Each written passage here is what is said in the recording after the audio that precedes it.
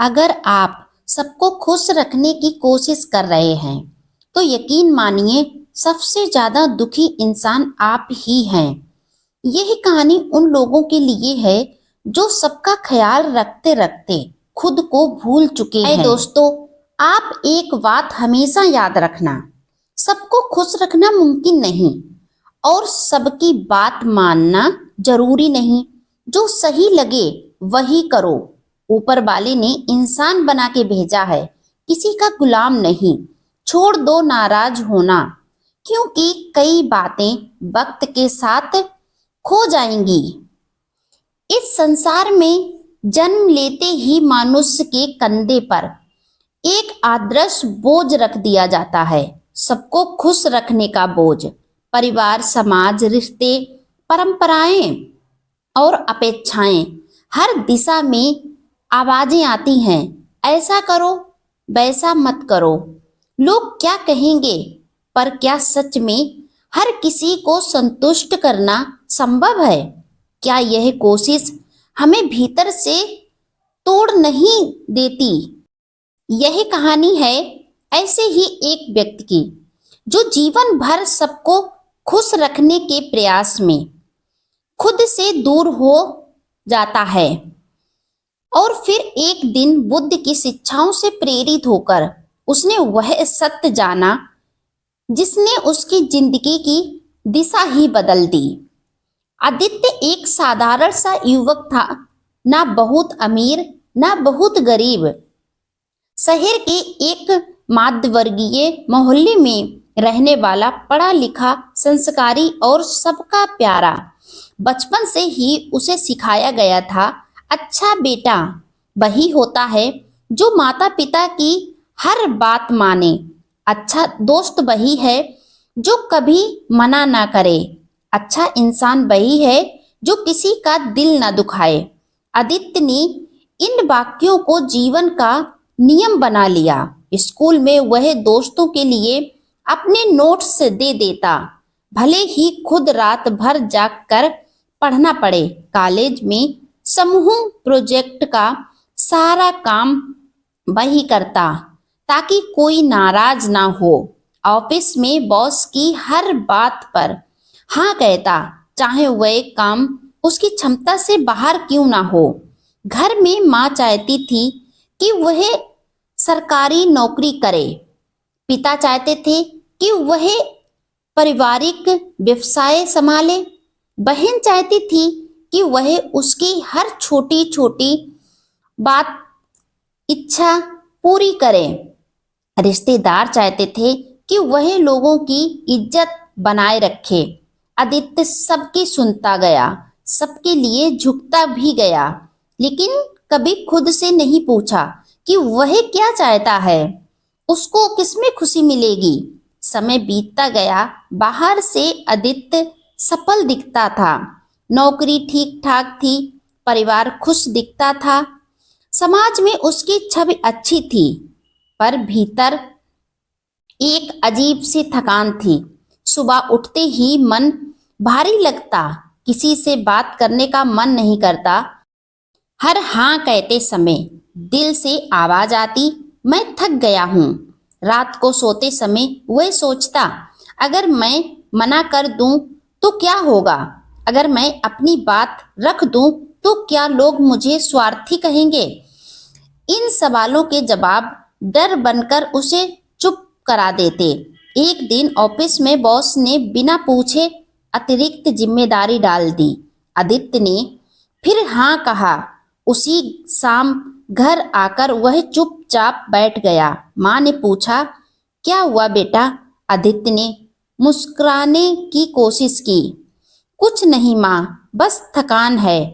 पर सच यह था, वह भीतर से टूट रहा था।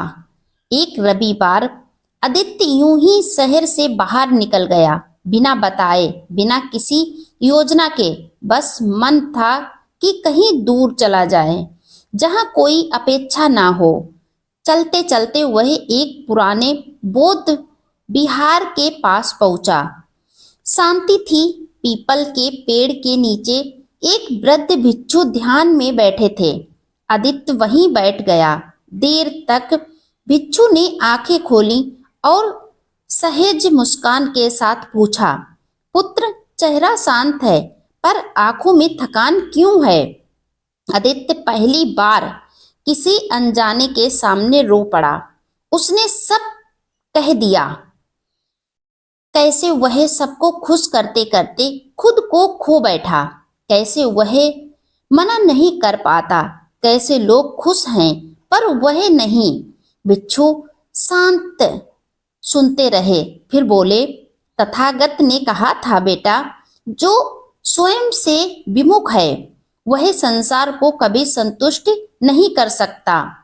आदित्य ने चौंक कर पूछा, लेकिन अगर मैं सबको खुश ना करूं तो लोग मुझे गलत समझेंगे, मेरी उपासना करेंगे, मेरी बुराई करेंगे, मेरा तिरस्कार करेंगे, मेरी समाज में छवि बेकार हो जाएगी। भिक्षु मुस्कुराए, पुत्र, लोग वैसे भी गलत ही समझेंगे।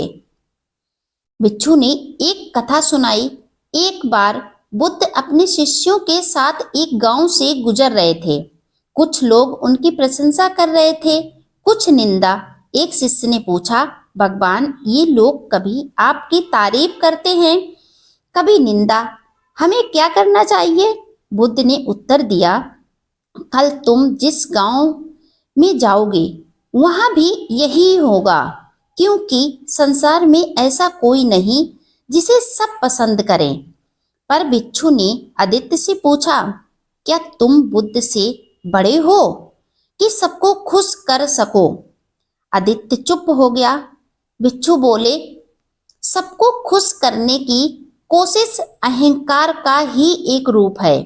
यह मान लेना कि तुम्हारी जिम्मेदारी है सबकी भावनाएं संभालना। ये शब्द आदित्य के हृदय में उतर गए। वापस लौटकर आदित्य ने एक निर्णय लिया, अब वह सम्मान के साथ ना कहना सीखेगा। अगले दिन ऑफिस में बॉस ने फिर अतिरिक्त काम दिया। आदित्य का दिल धड़कने लगा, पुराने डर जाग उठे, पर उसने गहरी सांस ली और कहा, सर, मैं यह काम अभी नहीं ले पाऊंगा, मेरी वर्तमान जिम्मेदारियां पहले से पूरी हैं। कमरा शांत हो गया। बॉस ने कुछ क्षण देखा, फिर बोले, ठीक है, किसी और को दे देता हूं। कोई तूफान नहीं आया, कोई आसमान नहीं गिरा, किसी ने कोई अपमान भी नहीं किया, किसी ने उसकी कोई बुराई नहीं की। वो जैसा पहले था वैसा ही समय उस समय भी रहा। आदित्य को पहली बार महसूस हुआ, सम्मान के साथ कहा गया ना रिश्ते नहीं तोड़ता, पर हर जगह इतना आसान नहीं था। घर में जब उसने अपनी पसंद बताई कि वह नौकरी के साथ कुछ और सीखना चाहता है, तो माँ नाराज हुई। रिश्तेदारों ने कहा, आजकल के बच्चे खुद के बारे में ही सोचते हैं। पहले आदित्य टूट जाता, पर अब उसे भिक्षु के शब्द याद आए, अगर शांति चाहिए तो अस्थायी असहमति सहनी पड़ेगी। उसने बहस नहीं की, बस शांत रहा। समय के साथ लोग समझने लगे, यह कम से कम स्वीकार करने लगे। आदित्य ने धीरे धीरे अपने लिए समय निकालना शुरू किया।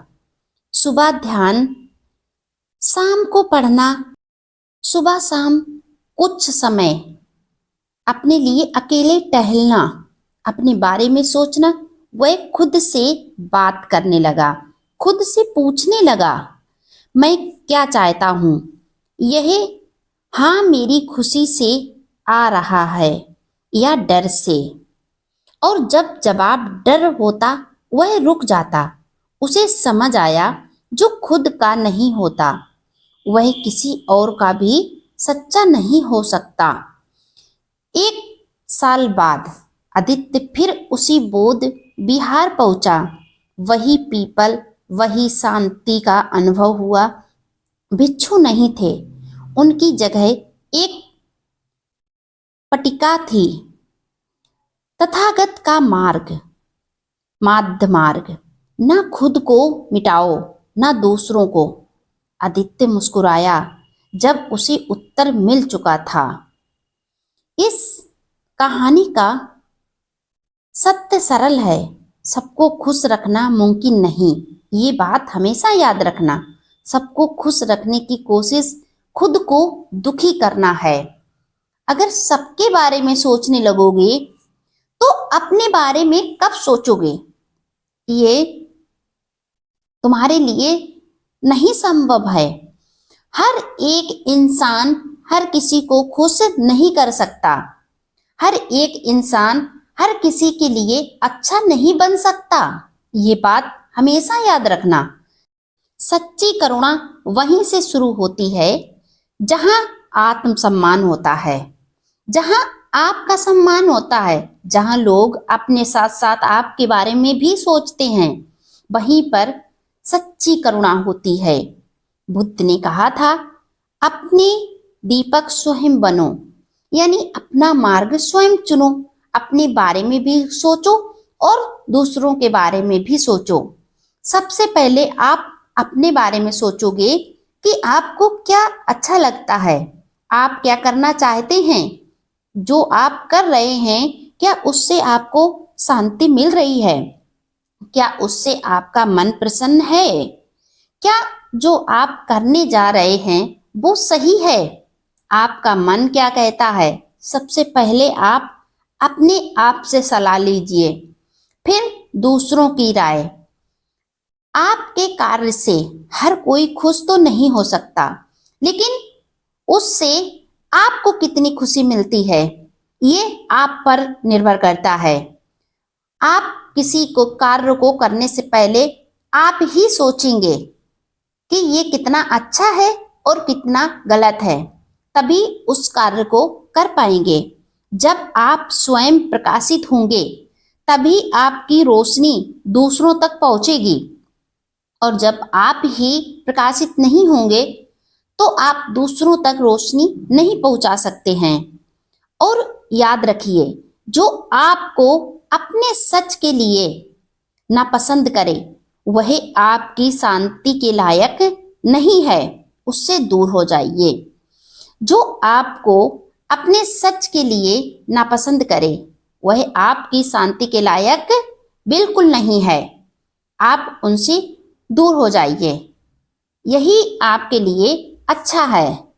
देखिए, एक बात हमेशा याद रखना, सबको खुश करने की कोशिश छोड़ो, खुद से ईमानदार होना शुरू करो।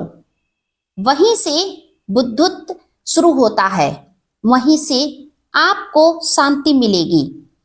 जब आप दूसरों को खुश करते हैं तो उसकी खुशी आपको होती है, लेकिन हर एक इंसान को आप खुश नहीं कर सकते। और जब आप चाहेंगे कि हम हर एक इंसान को खुश करें, हर एक इंसान के हम भले बन के रहें, तो आप अपने आप को कभी नहीं खुश रख सकते हैं। ये बात 100% सत्य है, क्योंकि कोई भी ऐसा इंसान नहीं है जो हर किसी का भला हो सके, हर किसी को खुश रख सके। कोई ना कोई कहीं ना कहीं पर उसकी बुराई जरूर करता होगा, और जब उसकी बुराई करता होगा और तुम फिर उसे कैसे खुश रख सकोगे जो तुम्हारी बुराई करता है। इसीलिए कुछ अपने बारे में सोचिए और अपने आप को खुश रखिए। ये नहीं कहते कि आप सभी को दुख देना लगो, लेकिन दूसरों के साथ साथ अपनी भी खुशी के बारे में सोचें। जब आप अपने बारे में सोचेंगे तभी तो आप दूसरों को भी खुश रख पाएंगे। ये बात 100% सत्य है। ये कहानी से आप कितने सहमत हैं? ये कहानी आपको कैसी लगी कमेंट में बताइए। और अगर आप मेरे चैनल पर पहली बार आए हैं तो चैनल को सब्सक्राइब करके बेल आइकन जरूर प्रेस कर दीजिए, जिससे मेरी आने वाली हर एक वीडियो आप तक समय पर पहुंचती रहे।